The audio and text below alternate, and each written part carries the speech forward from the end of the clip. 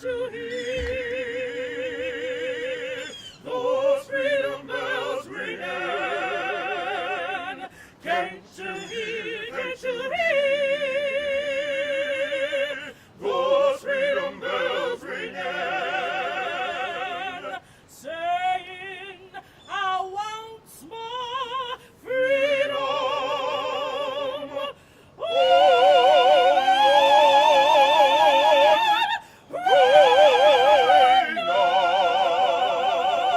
He had to move when the Spirit said move.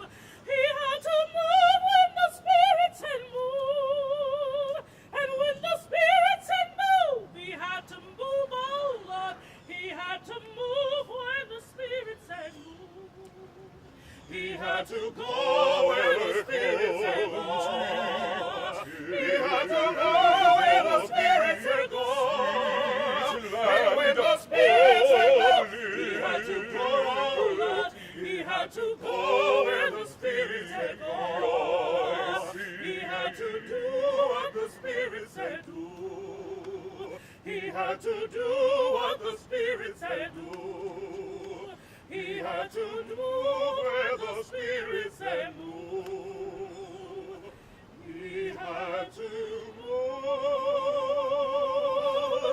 when the Spirit said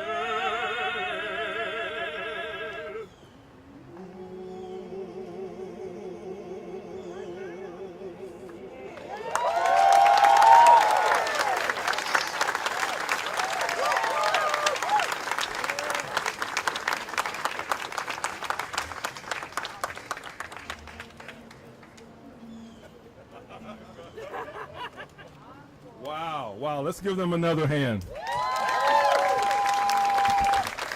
Now, y'all gonna have to warn me if you're gonna start a flag raising like that, because I'm trying to get myself together. And I asked them, what's the group name? They said, we don't have a name. We just got together to sing. But what an incredible melody. Good afternoon, everyone, and welcome back to City Hall. About 48 hours ago, we were right here shaking hands and celebrating the state of the city. I know it's hot, and this will nowhere be as long as the state of the city. I guarantee you that right now. But it's a very important day. Today, February 1st, we are back together again, standing united as one community in our diverse city and celebrating the beginning of Black History Month.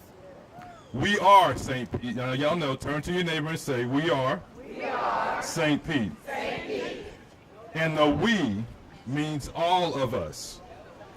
I have the honor of working with a dedicated city council who believe firmly in inclusive progress for the Black community and for all of the communities in St. Petersburg. I'd like to recognize Vice Chair Deborah Fick Sanders, Councilmember Copley Gertis from the West Side, Councilmember John Mohammed, Councilmember Richie Floyd, Councilmember Lisette Hanowitz, Councilmember Gina Driscoll, and Councilmember Ed Montanari. We're also joined by School Board Member Caprice Edmond. Thank you all for joining us. Black History Month is an important time to honor and remember the contributions and achievements of Black Americans throughout U.S. history, along with their sacrifices and struggles. As a society, we've come a long way, but there are always sobering and painful reminders in our country of the work that still needs to be done to achieve intentional equity and inclusive progress. My administration is committed to addressing the disparities and inequalities in education, affordable housing, and the workforce. Our Pillars for Progress help set the foundation for what we're trying to build. History does matter. Black history is American history. And for our flag raising ceremony this afternoon, it not only commemorates the rich culture, the achievements, and the history, it also honors the legacy of a man celebrated as the father of Black history, Dr. Carter G. Woodson. he wrote extensively about the powerful connection between knowledge and education to achieve real freedom and racial equality. And here in St. Pete, we have the Woodson African American Museum of Florida to help in that endeavor. Terry Lipsey Scott, the executive director of the museum, has made it her mission to educate, inform, and uplift the community. Please join me in welcoming Mrs. Scott.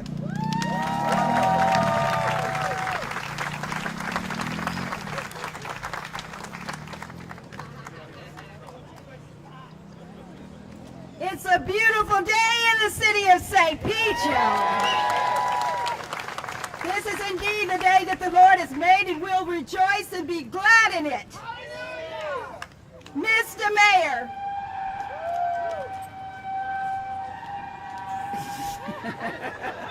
They're echoing that. Mr. Mayor, our elected officials, thank you. Thank you very much.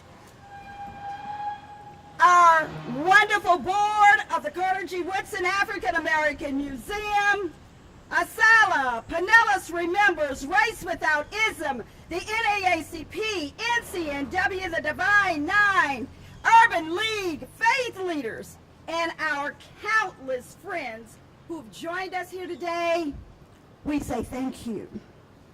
This magnificent moment sets the stage as we continue to hold the historic distinction of being the only city in the nation that raises a Woodson flag over its city hall for the entire month of February. Mr. Mayor,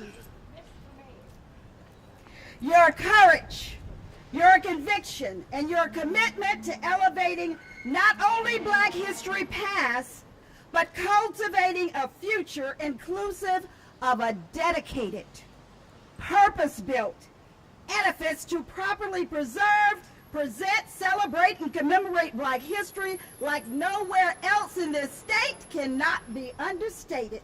We owe to you, Mr. Mayor, a debt of gratitude.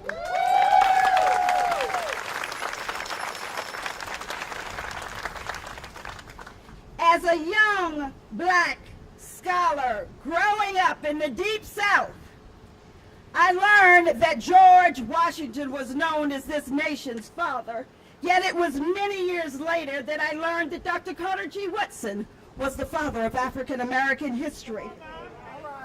Lessons taught included Benjamin Franklin, but not the brilliance of Benjamin Banneker.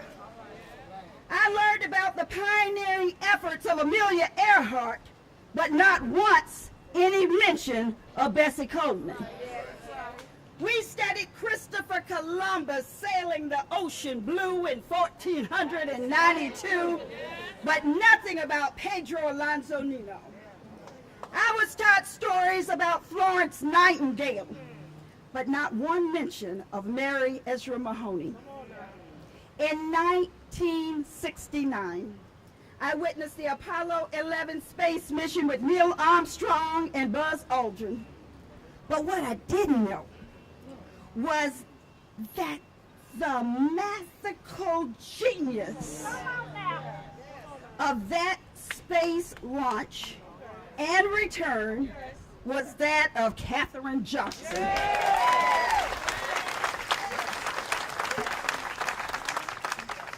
I was taught lessons about the Boston Tea Party, y'all.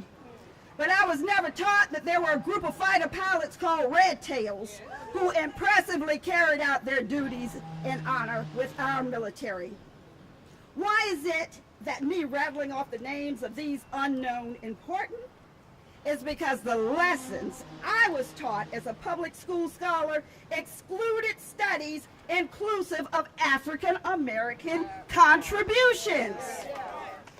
Since 1619, the genius and ingenuity of Black people has intimidated those who were then and now insecure regarding the aptitude of the Black race. The only reason one would degrade, dismiss, diminish, or discount another is simply as a result of their own insecurities. Time should have been a teacher. Black people are the most resilient, resistant, and robust beings on the face of this earth. The desires individuals have to suppress African American stories and contributions to this nation's history is what has further inspired and intrigued even those who had no interest to further their studies regarding Black history. As we continue to document history, I am hopeful that the following will be recorded without edit, despite how uncomfortable it may make some feel.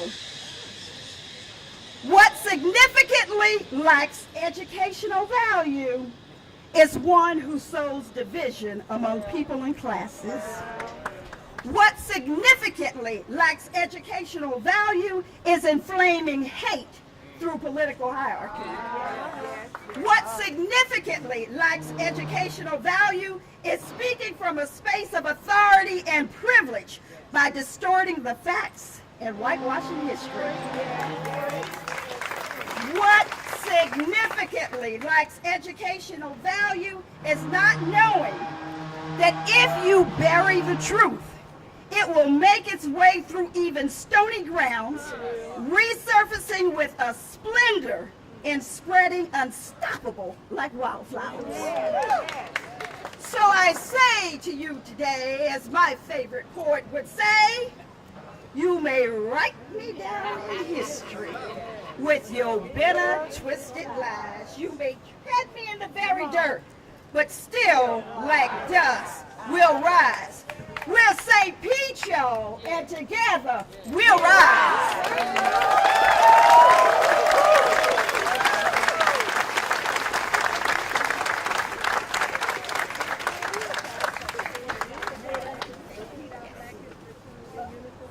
Okay, we'll raise the flag now.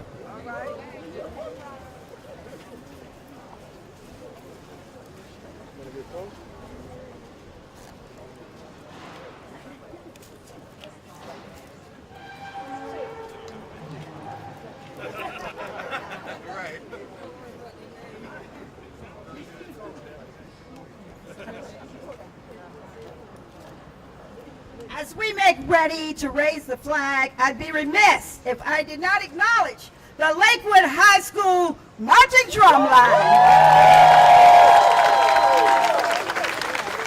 And for those of you who missed it on Sunday, you missed it. We hosted Classic Black with these fabulous performers standing behind me. Please give them a hand.